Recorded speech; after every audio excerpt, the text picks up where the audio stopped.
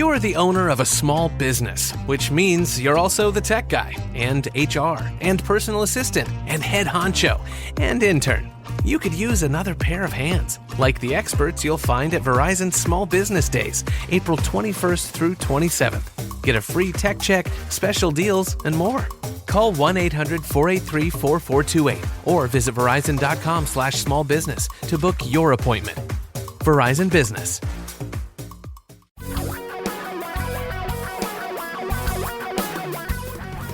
Reality radio for a really great future. We're talking real money. Hi, this is Tom Cock. Welcome to Talking Real Money, my last podcast of 2020.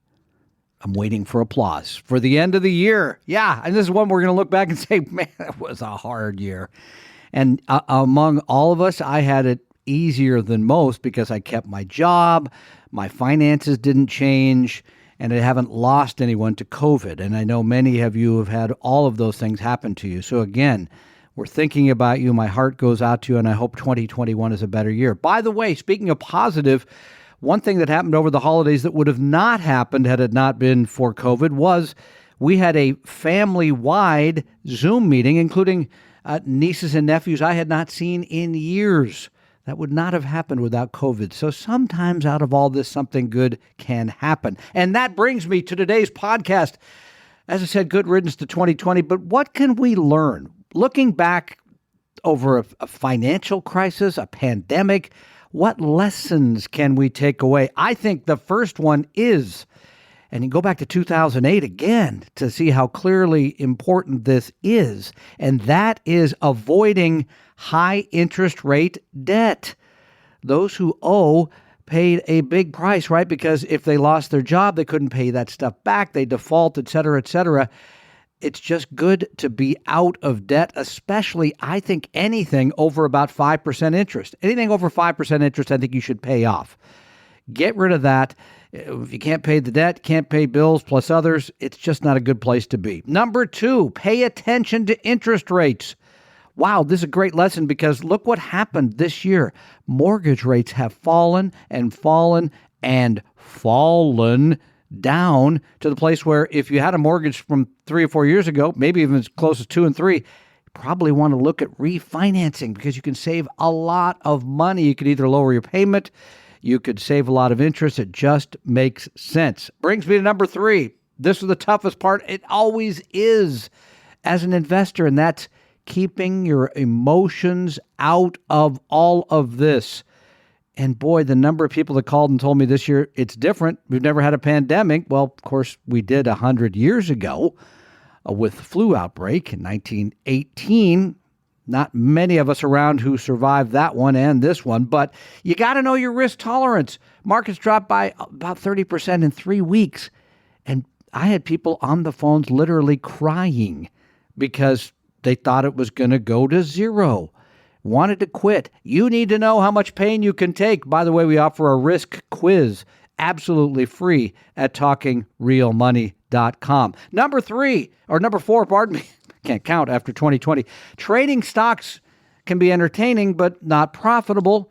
The numbers are astounding. From the Wall Street Journal, 3 million people set up accounts on Robinhood.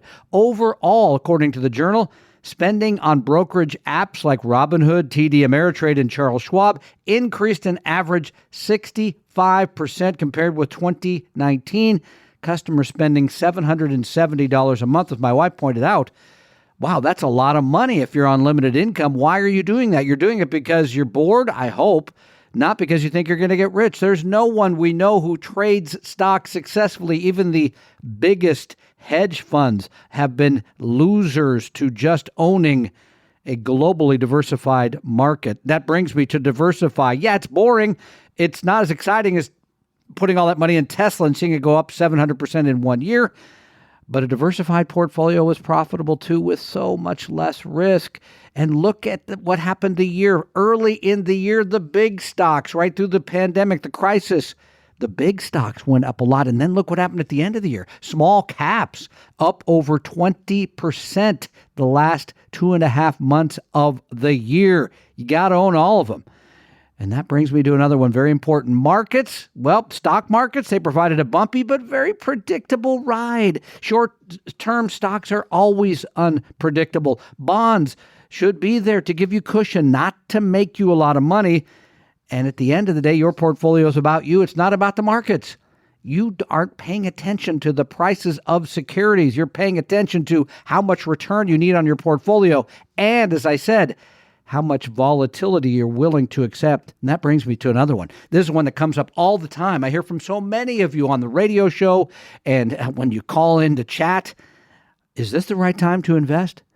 It's always either the right time or the wrong time. It has nothing to do with what the market's doing today. It has everything to do with you and your money. If it's money you're going to need within 5 years, I'd say no, do not put it in stocks, or certainly not all of it in stocks. But if it's longer than that, yeah, your portfolio, your asset allocation, stock to bond ratio should be about you, not about what might come next. Now, we're heading into a new year. This is a great time, and I'll talk on my next podcast about some things I think you could do over the long holiday weekend. Reset your finances, relationships if you need to, and your goals. We'll talk in the next podcast about having some reasonable goals for the new year. And I think one of the goals should be more positivity. You know, the human brain has a tendency to want us to think negatively. And so I think one thing we could do easily in this new year is stop saying things like, the worst is still ahead. That's a horrible phrase for all of us. No, better times are ahead in the long term. Hopefully it's short term, but definitely in the long term. Stay positive. Here's to a great 2021. Thank you for listening to Talking Real Money. I'm Tom Cock. Talking Real Money.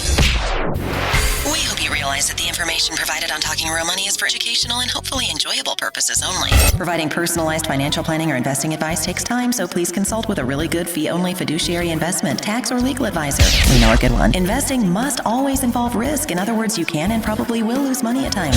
Also, as much as you want it, no one can accurately and consistently predict the future. So past performance doesn't tell you a darn thing about what the future will bring. Unlike many other programs that say something similar, Talking Real Money is not trying to get you to buy or sell any financial products or securities. Instead, the program is provided as a public service by Vestry, a fee-only registered investment advisor. Thanks for listening, and please visit TalkingRealMoney.com for more information and disclosures. Are we done now?